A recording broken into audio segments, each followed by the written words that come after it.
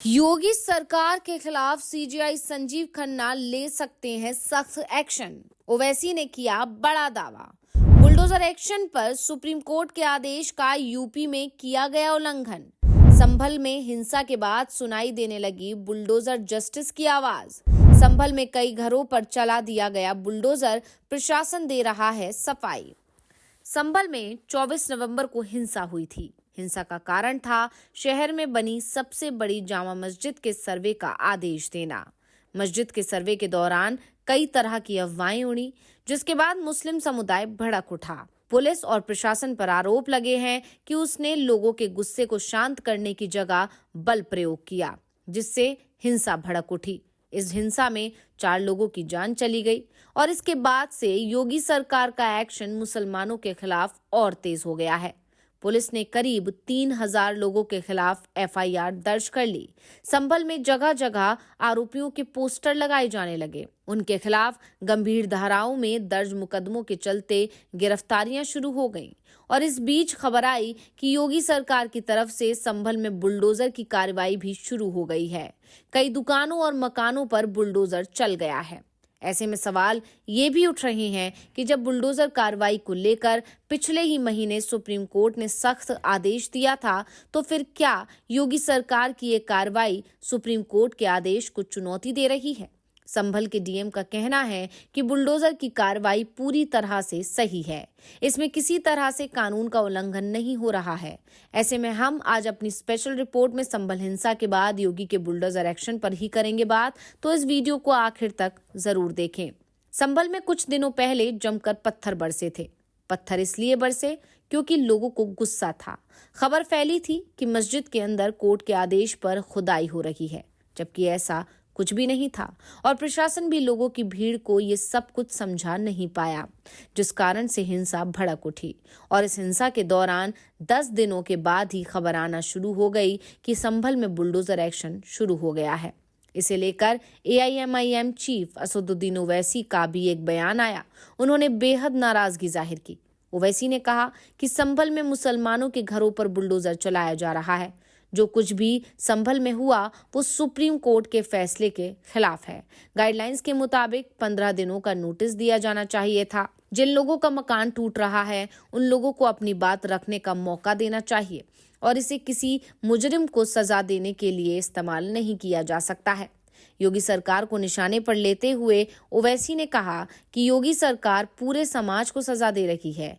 उनका जुर्म बस इतना है कि उन्होंने अपने संवैधानिक अधिकारों का इस्तेमाल किया। सरकार ने सुप्रीम कोर्ट का आदेश नहीं माना और वो संविधान के मुताबिक काम नहीं कर रही है।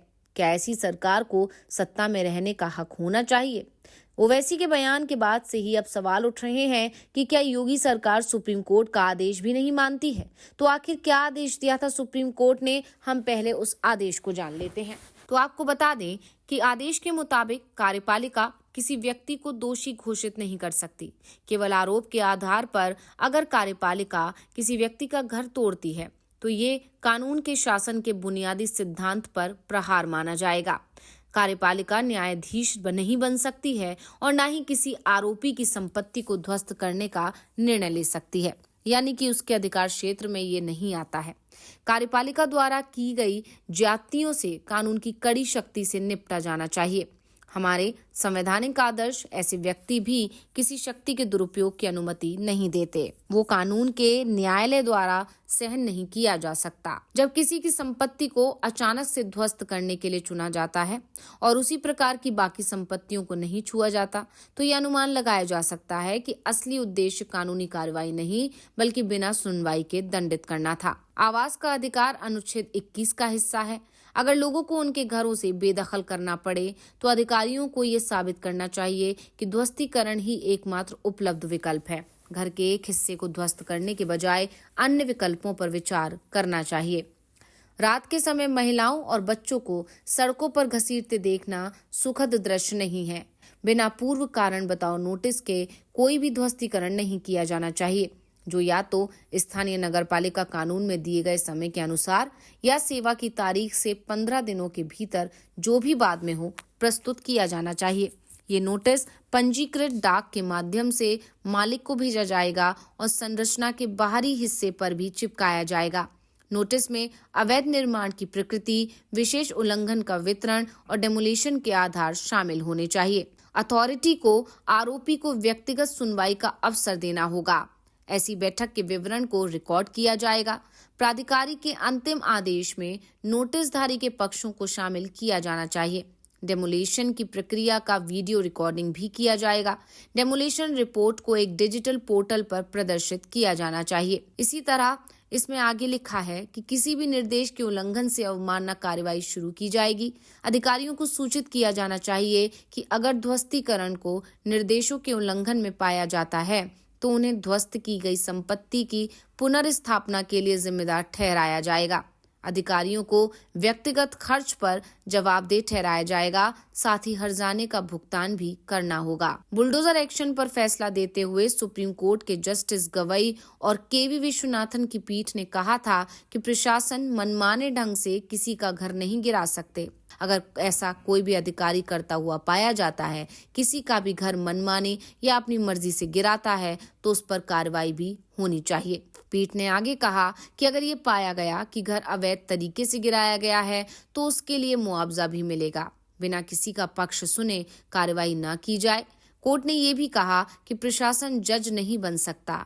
बुलडोजर एक्शन पर फैसला सुनाते हुए जस्टिस गवई ने कहा था कि घर होना एक ऐसी चाहत है जो कभी नहीं मिटती। हर परिवार का सपना होता है कि उनका एक घर हो। उन्होंने आगे कहा कि एक महत्वपूर्ण सवाल है कि क्या कार्यपालिका को सजा के प्रमुख रूप में आश्रय छीनने की अनुमति दी जानी चाहिए। जस्टिस गवई ने आगे कहा कि कानून का शासन लोकतांत्रिक सरकार की नींव है। मसला आपराधिक न्याय प्रणाली में निष्पक्षता का है, जो ये कहती है कि कानूनी प्रक्रिया को आरोपी का दोष सिद्ध करने के लिए पहले से ही निर्णय नहीं करना चाहिए। यहाँ सबसे बड़ा सवाल जो ओवैसी ने भी उठाया है कि कोर्ट ने साफ कहा है कि किसी भी व्यक्ति को अपनी बात रखने का मौका दिया जाना चाहिए। इसके लिए नोटिस जारी किया जाना चाहिए जो कम से कम 15 दिन पहले, वो भी रजिस्टर्ड डाक के जरिए दिया जाना चाहिए। लेकिन संभल मामले में ऐसा नहीं हुआ। संभल में 24 नवंबर को हिंसा होती है और 10 दिन बाद की ही कार्रवाई शुरू हो जाती है। वैसे जिला प्रशासन का दावा है कि नगर पालिका की कार्यवाही पहले से ही चली आ रही थी। 18 दिन पहले नोटिस जारी किए गए थे और अब कार्रवाई हो रही है। सुप्रीम कोर्ट के किसी भी आदेश को तोड़ा नहीं गया है। वैसे ये सवाल जरूर उठ रहे हैं कि हिंसा के ठीक 10 दिन बाद कार्यवाही शुरू कर दी गई और प्रशासन ये दावा कर रहा है कि नोटिस पहले ही दिए जा चुके थे। कई सवाल खड़े कर रहा है। दूसरी तरफ विपक्षी दल लगातार ये दावा कर रहे हैं कि संभल में पुलिस और प्रशासन एक तरफा कार्रवाई कर रहा है। हालात ये हो गए हैं कि वहां की स्थिति क्या है, इसकी जानकारी विपक्षी दल नहीं ले पा रहे हैं, क्योंकि किसी भी दल के नेता को संभल में जाने की इजाजत नहीं दी जा रही है। तो रिपोर्ट आपको कैसी लगी, हमें कमेंट करके अपनी राय जरूर दीजिएगा। इसी के साथ वीडियो को लाइक करें, वीडियो को शेयर करें और इस चैनल को सब्सक्राइब करना ना भूलें।